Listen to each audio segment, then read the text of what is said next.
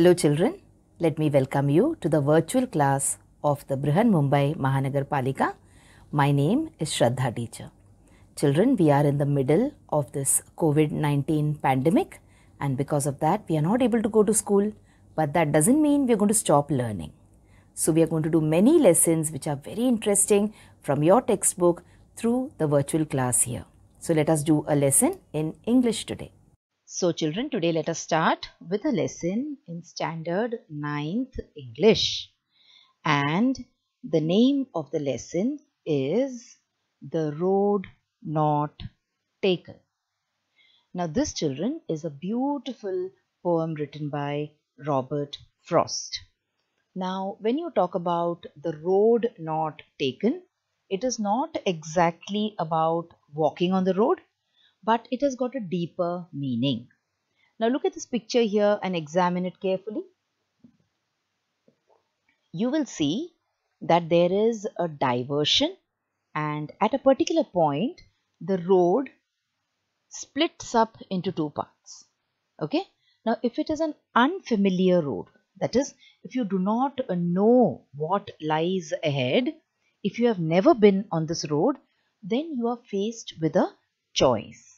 You will stand there at the center of the fork and you will start wondering which side you should take. So this particular lesson is about the choices that we people make in our life. At every stage in life, you have to make choices. Every day in your life, you have to make choices. For something as simple as if you go to a restaurant to have a meal, there also you have to make choices, because the money that you have with you might be limited and the capacity of your stomach will be limited.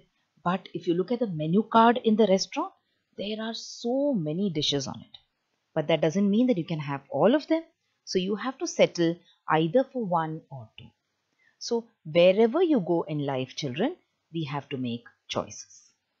Now, let us see how this is relevant to our life now. Now, we are all in the 9th standard, isn't it? Very soon, next year, you will find yourself in the SSC. Now, up to standard 10th, we have been studying everything on a common platform. That is, all of you, all the children in your class are studying history, geography, English, Marathi, Hindi, etc. But after your 10th standard, you will come to a stage where you can diverge. That is, where you can take more than one road. But remember, there is no return ticket. That is, after you pass your 10th, you can either go in for science, or you can go into study commerce, or you can study arts. So see, there are not just two choices, but there are a number of choices. But if you decide to take arts, then you cannot go into science.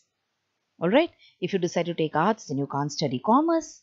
And of course, one person cannot study all the subjects together. So there comes the question of difficult question of decision making. And there we are forced to think. We are forced to contemplate. That is, we are forced to reflect and decide which would be the best decision for us. Okay? And very soon, like I told you, you will also be at this stage where so many people will also tell you so many things. It is not that we always take decisions based on our judgment alone, but people also tend to tell us so many things. And then what do? We weigh the positives and the negatives. Alright, we decide and we think about which decision, if we make, it will be right for us, and which could prove wrong for us. But remember, children, all this is a matter of guessing. Okay, guessing in the sense no one can say what will happen tomorrow. So whatever decision you take, you are taking it for the best. But then you really don't know how the decision will end up or where it will take you. So decision making, of course, is an individual process. That is, for my life, I will take decisions based on my choices. But many a times it doesn't happen. You have so many people around you. You have your parents, you have your elders, your teachers, okay, who help you, or you can say contribute towards this decision making. So, when we go to the lesson, the first exercise in the warming up part is about this decision making that you will have to make very soon. So, let's read this question and let us try to analyze what this question wants to tell us. I will not give you the answers. I will just hold your hand and take you through the questions. So, the final answers will be yours to write. So, let us examine and see what the question is asking us. So, after your SSC exams or results, you may have to take a decision regarding the choice of a career. Now, what is a career? A career means what you want to do in future. Now, in case you decide that I want to become an engineer, then you have to also understand that to become an engineer, you will have to study science, you will have to study maths. So that is, after your 10th standard, you will have to get into the science stream. Suppose one of you is very interested in languages and you want to become a writer. Then what should you do? Then getting into science will never help you. Okay, so you will have to get into the arts faculty where you can learn languages. Along with your own personal decisions, there are some other factors also which you need to consider. So we are having a nice beautiful web diagram over here. You're supposed to complete the web diagram. We will discuss what are the points that you will consider or you will have to consider while making a choice. But at the end of the day, you have to fill in this web diagram according to your own personal choices. So let us see what all things you will have to keep in mind before you fill in this web diagram. So when you make a decision or in the process of decision making, do you think the options are going to be easy or they're going to be difficult? What do you think? Are they going to be easy or difficult? So when you make a decision, will you think about your capability? Suppose you do not like maths at all during your school days. Okay, you are not at all fond of maths. You're doing maths just because you have to pass the class. Then, if you decide to become an engineer, you have to be aware that to become an engineer, you have to excel in mathematics. So, will your capability allow you to choose maths or take science? So, that is what you will have to think. You also have to talk about your likes and dislikes. You have to think deeply about what you like to do in life and what you do not like to do in life before you make a decision. All right? You have to think about the decision of your friends also many times. Suppose there are situations where your parents are not going to allow you to proceed with something unless your friends are there. See, this also happens in situations where suppose you're living in a very remote village and you have to travel very far to study something and your parents are willing to send you only if there is someone with you. Then your friend's decision also will matter in that case.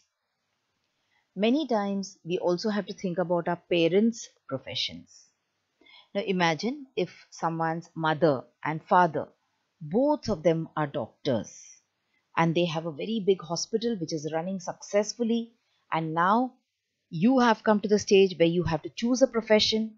So definitely your parents will tell you, they will want you to become a doctor so that you can run their business, you can run their hospital. Okay, then you might have certain inborn skills and talents also. Some of us are extremely good in painting. Okay, some of us are extremely good in drawing. So you might have some skills which are inborn. Then the next important thing is to study the job profile.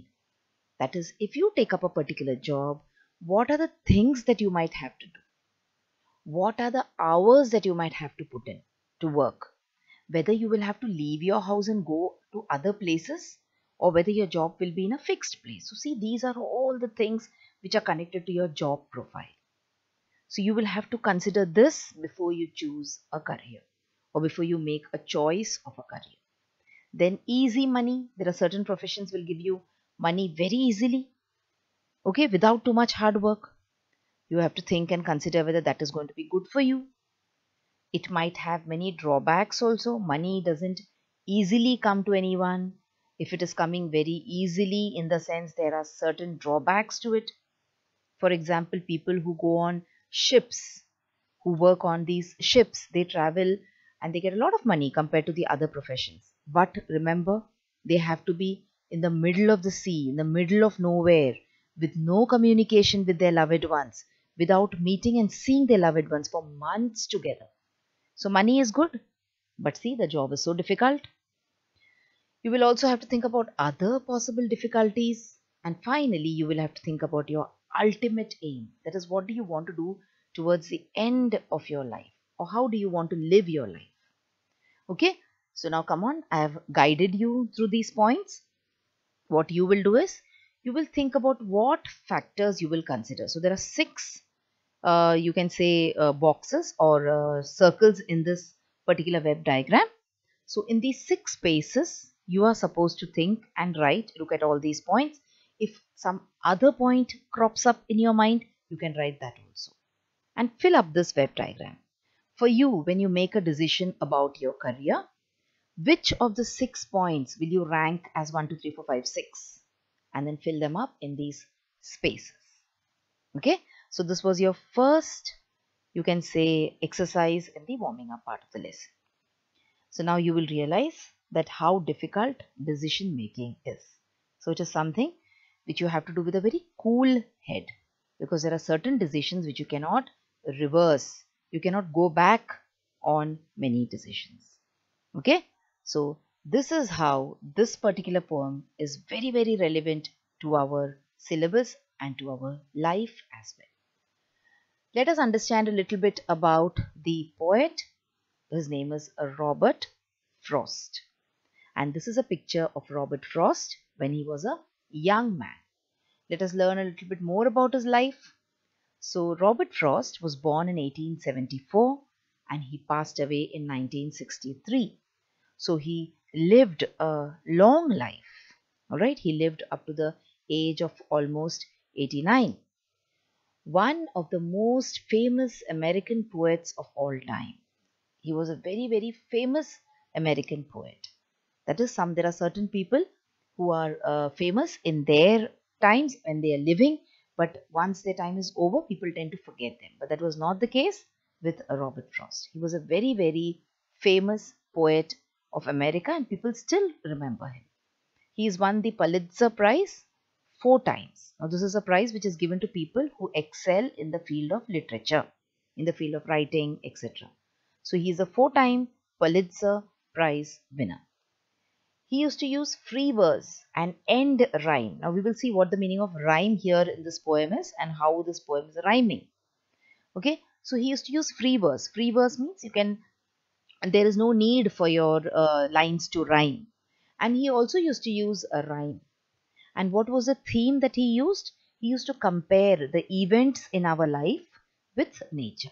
So whatever happens in our life, he used to always compare it with some or the other occurrence in nature. Slowly, as he grew older, the tone of his work also changed. He became more matured and his outlook towards life also changed. So in that way, the way he wrote or the nature of his work, you can say, also changed. So this was about our author for today, that is Robert Frost. Author, you can call him the poet. Okay.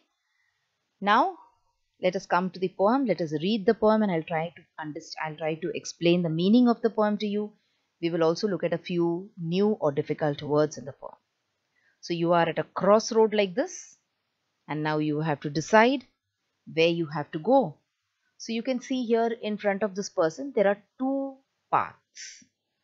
One path, if you observe carefully, the one to his left side seems to be taken a lot by people. How do you know it?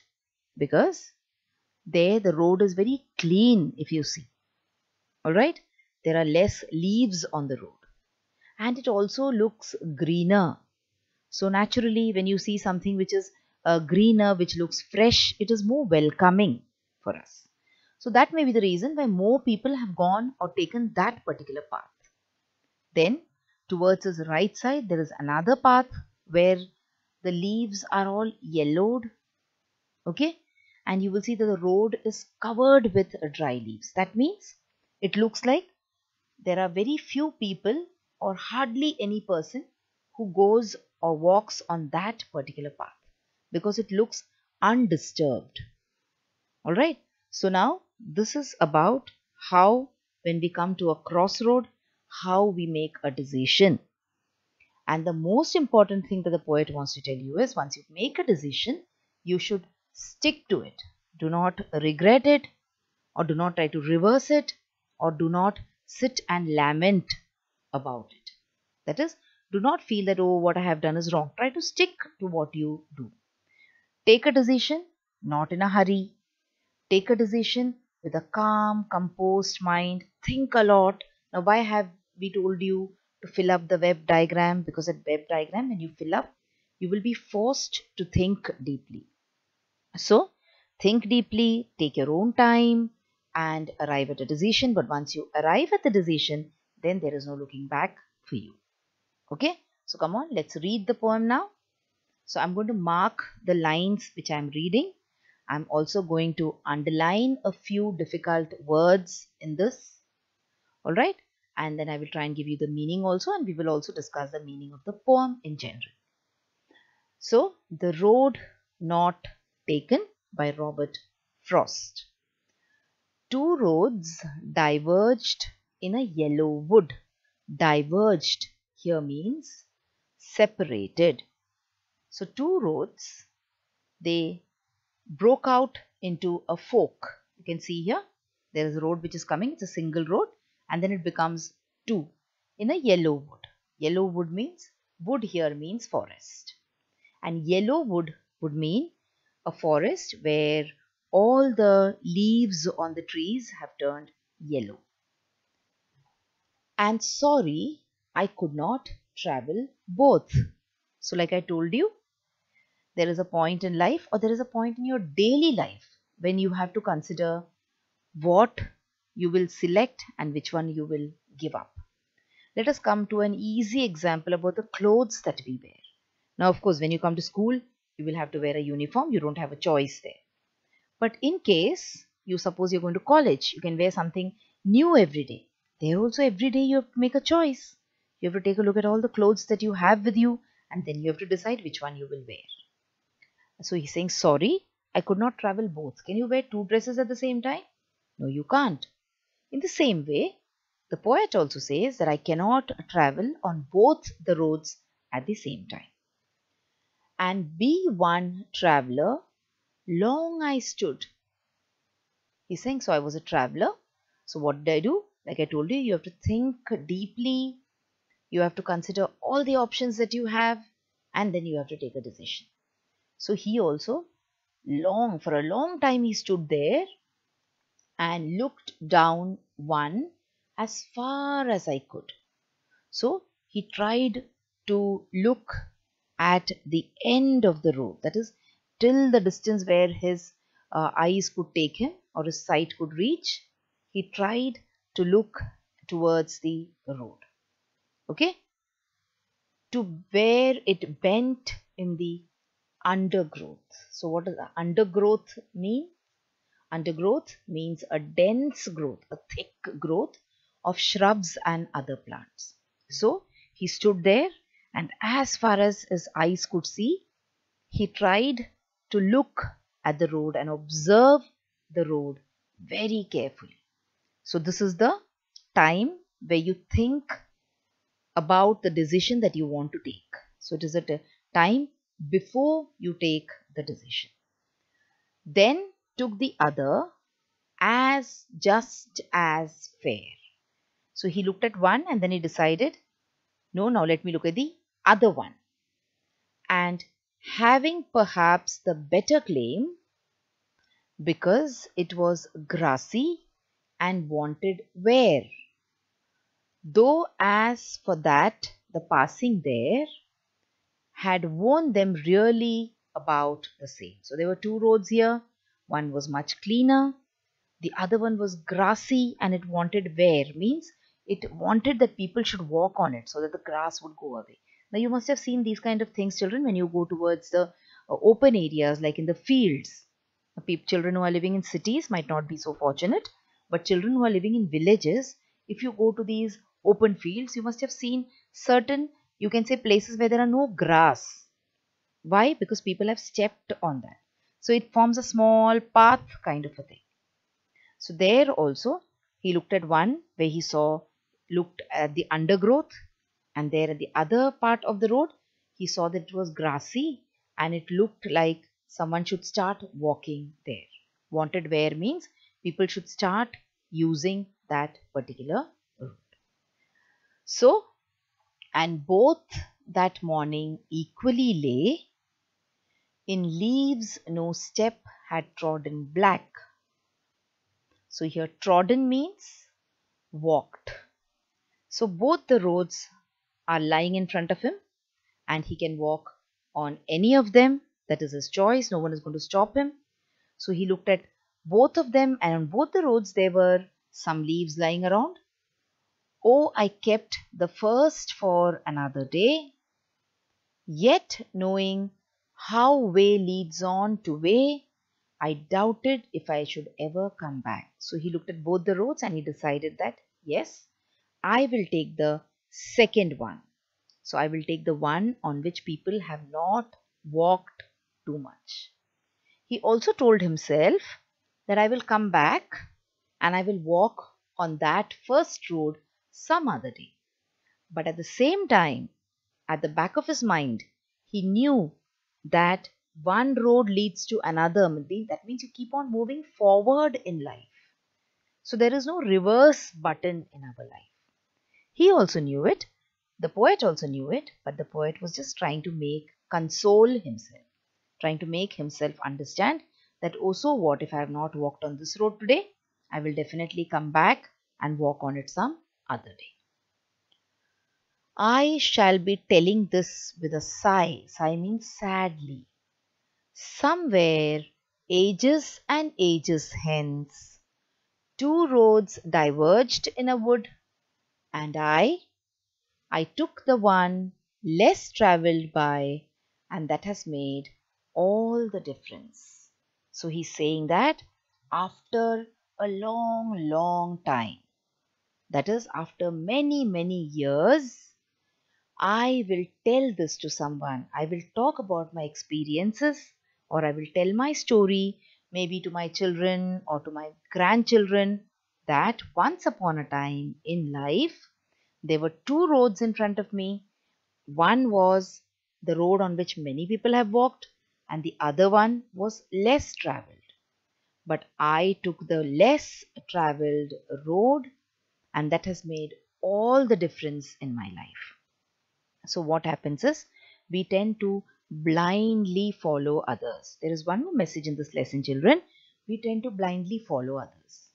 Just because everyone is doing something, we also try to do that without even thinking that if we have another option in front of us, and even if no one is following that, or even if no one is trying to walk on that path, or no one is choosing that option, we should try and choose it. Maybe it will take us to an altogether different level in life. Okay, so that is what Robert Frost wants to tell us. He is, in a way, telling us that we should try to take risks in our life. If you want to move ahead, you should also always try to take chances in our life. You should never try to play safe all the time, because we all have a comfortable place where we have a comfort zone. We do not want to come out of it. Sometimes when we get too comfortable, we get too familiar, we will not progress in life. So maybe that is also a message which Robert Frost wants to give us. All right, so this was about the poem. Let us look at the meaning, or let us look at the summary of the poem. So the literal meaning of this poem by Robert Frost is obvious. That is, there is a traveler who comes to a fork in the road, and he needs to decide which way to go to continue on his journey. So this is the literal meaning. Okay, this is the actual meaning of the words which are written. But in poems, there is always a hidden meaning. Then what happens? After much mental debate, the traveler picks the road less traveled by. So he debates with himself. He has a mental debate. He talks to himself and he picks up the road which is less traveled by. So what is the figurative meaning? The figurative meaning is also not too hidden either. The poem describes the tough choices people make when they travel on the road of life. So this is not just a road, this is a road of life. The words sorry and sigh make the tone of the poem somewhat gloomy. The traveler regrets leaving the possibilities of the road not chosen behind. He realizes he probably won't pass this way again. So it is a little, when the poet has used words like sorry and sigh, the tone of the poem becomes a little gloomy or sad. Why? Because the poet is regretting. He is happy that he has chosen the road which is less traveled, but at the same time, he has a little bit of regret also for something which he has left behind. But as they say in English, you cannot have the cake and eat it too. So once you eat the cake, it is over. You cannot do both the things. Alright. So why he's sad? Because he realizes that he probably will never pass that way again. So this is the meaning of this particular poem. Once again, let us look at how it is relevant to our life. See, so there is a traveler standing at a crossroad and thinking where he should go from here. We are at a crossroad after our 10th standard where we have so many choices as to whether I want to become a doctor or whether I want to become an engineer or do something else. Okay, so the poem is relevant to our life. The poet says that he was faced with the option of two paths in the wood. This is very similar to the career option we have in life when we have to choose one out of two. So this is about the poem. So we read the poem and also we have tried to understand the meaning of the poem. In case you feel that somewhere or the other you're not able to understand a certain or particular point, you can always rewind the video and watch it again. Okay. So now let us go to some exercises which are there along with this poem. So this is the English workshop part where we are supposed to talk about a rhyme scheme. So now in the beginning I told you about rhyme. So what is the meaning of rhyme, children? We have done this many a times. Rhyme means when the last line, the last word in each line sounds the same. Okay. So you are supposed to write the rhyme scheme of each stanza separately. So first stanza, read it and find out what the rhyme scheme is. Second stanza, read it, find out what the rhyme scheme is. Third and fourth. And then you have to say whether the poem has a uniform rhyme scheme. That is the rhyme scheme same? Alright. So let us first look at the first stanza only now. So the remaining stanzas will be your work. You have to do it. The first stanza, I'm going to guide you through it. So see, this is the first stanza of our poem. Let's read it. Two roads diverged in a yellow wood, and sorry I could not travel both. And be one traveller, long I stood, and looked down one as far as I could, to where it bent in the undergrowth. So look at the last words. You have wood in the first line. So look at the sound. It is wood, d sound at the end. So let us call it A. And sorry I could not travel both. So you have the th sound here. It is different from the sound of the word wood. So this, let us give it the next name. That is, let us call it B. Come to the third line, and be one traveller, long I stood. So see, the wood and the stood sound the same. So let us call this A again. Next line, and looked down one as far as I could. Again, the could sounds the same as the stood and the would. So let us call this also as A. In the last line you have to where it bent in the undergrowth. So see, both and undergrowth, they have the same sound. So we will call this B. Okay. So what is the rhyme scheme of the first stanza? It is AB, AA, B. So this is how you write the rhyme scheme, isn't it? Now pause the video, look at the other stanzas in this particular poem and try to find out what is the rhyme scheme. So let me leave you with around a few minutes to do this. Then you should come back and check the answer which I am giving you. So let's see what the rhyme scheme of stanza 2 is. So it is AB, AAB. Pick up stanza 3 now from your textbook. Read the stanza, see what the rhyme scheme is. Again, it is AB, AAB. What about the fourth stanza? The rhyme scheme is repeated as AB, AAB. So does this answer your question? Does it have a uniform rhyme scheme throughout? Yes, it does. What is a uniform rhyme scheme? It is AB, AAB. Okay, so that is the first exercise in your English workshop part. Let us move on and let us look at this exercise. So write the symbols that are used in the poem to represent the following ideas. So there are certain symbols, certain words which are used, which are used to represent these particular ideas, or which stand for these particular ideas. So choice of two options. When you have a choice of two options, what is the word which is used there? It is diverged. The road diverged means it gave you a choice of two options. Alright, then you have I made a rare choice. It means I made a rare choice means what is the word? Took the other. Why was it a rare choice? Because it was not the choice which many people had made. It was a road which was less taken. That is why it is a rare choice. Equally good options. So what is the word which is used here? Just as fair. So this is just as fair as that. Means both of them are equally good. It was tempting and needed to be tried. So both the options were good, but I can take only one option. But the other one was also tempting and needed to be tried. Means having better claim. A had a better claim as opposed to B. That means A seems to be better.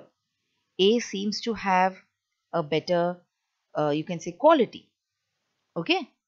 Some other time means ages and ages hence. After a long time has passed, after you have grown up, after you have grown old. Now, when you're telling your experiences to your children, when you're telling your story to your children, you're using the words ages and ages hence. Alright. So, this is the symbolism used in the poem. Let us go on and do this comprehension exercise from the poem. So rearrange the following facts in the proper order, and you have to fill in the flow chart also. So whatever facts are there in the poem, you look at your textbook, open your textbook always. I try and repeat this instruction with every video.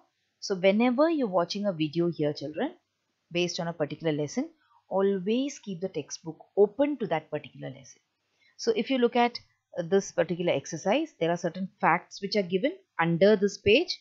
So you're supposed to rearrange the facts in such a way that your flow chart is proper. So the events which happen first will come first in the first box, and the events which happen later will follow. So come on, let us see how it is working. So the traveler came to a fork in the road. So this is what happens first. Alright. After that, what happens is he observed one as far as he could. So he took a look as far as he could, as far as his eyesight would go, till the road turned into a undergrowth. Okay. After that, he chooses the one barely traveled. So there was one road which many less people had walked on. So he chooses that one.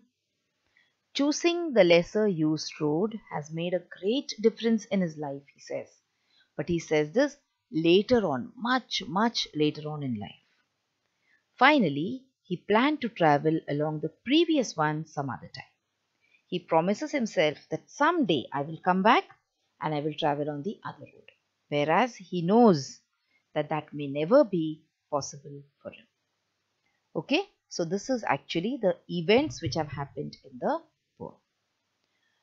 Let us now go on to the next exercise, where they have asked you to read another poem by the same author, that is Stopping by Woods on a Snowy Evening. So here is a poem for you. Okay, you can read the poem at leisure. You can pause the video here and you can read the poem. So this poem, I'm making it available to you. You can also, if you have a book of poems, you can search whether this poem is there, or you can also look on the internet. For those of you whom that is not going to be possible, I've shown you this poem here. So take your time and read this poem, Stopping by Woods on a Snowy Evening. Now, what is the summary of that particular poem, Stopping by Woods on a Snowy Evening? Let me read it for you. So the speaker is in the woods. That means he's in the forest, but he's trespassing. Trespassing means passing through a place where you're not supposed to go. He first wonders who owns these woods. In the same breath, he tells us that he thinks he does know who owns them. The lucky landowner lives in a house in the village. So our speaker won't get into trouble for trespassing because there's no one there to catch him trespassing. So it is just a poem about how a person is passing through the forest. So we have it here on the screen. You can read it at leisure. Moving on, let us look at the last exercise from this particular lesson, where they have asked you to collect quotations on the topic choice. So this entire poem was about choices that we make in life. So now they have asked you to collect quotations. Quotations means collect proverbs or sayings. When many important people, when people who are really very learned, when they say something, then that line, which is very relevant in people's lives, that line gets repeated, and slowly it becomes a quotation. So see, what is this quotation by John Maxwell? He says, life is a matter of choices, and every choice you make makes you. So what is our life? Our life is nothing but the choices that we make. So today, if you're happy with your life, it means you've made good choices. If you're not happy with your life, it means somewhere or the other, the choices that you made were not proper for you. Okay, I'll show you around 3 or 4 quotations, and then I will leave you to find out around 3 quotations on your own. So see, what are the 3 C's of life? Choices, chances, changes. Okay, these are the 3 C's in our life, around which our life revolves. You must make a choice to take a chance, or your life will never change. Like while reading the poem I told you, you have to always take some kind of risk in life. Okay, without taking risks in life, it is very difficult for us to make progress. So you must make a choice to take a chance, or your life will never change. It will remain the same. The next one is, your life is a result of choices you make. If you do not like your life, it's time to start making better choices. That means that if you are not liking what you are getting in life, it means you have to start making different kind of choices. Somewhere or the other, the things which you're choosing is not happy for you, is not good for you. The last one, freedom of choice, is more to be treasured than any possession earth can give. So you have so many different kind of freedoms in our life. We have so many gifts that we get from nature. We have so many things that we take for granted in our lives. But the freedom of choice is the most important thing. Think about it. Let me leave you thinking about this last proverb, why freedom of choice is very important. What will happen if someone else starts dictating to us? Okay, so think about this and make wise choices in your life.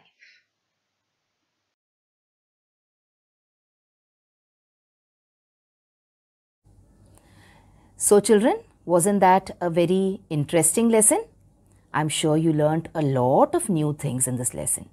If you have liked this video, please hit the like button and also subscribe to my video so that you will get to see all the videos which I keep posting regularly.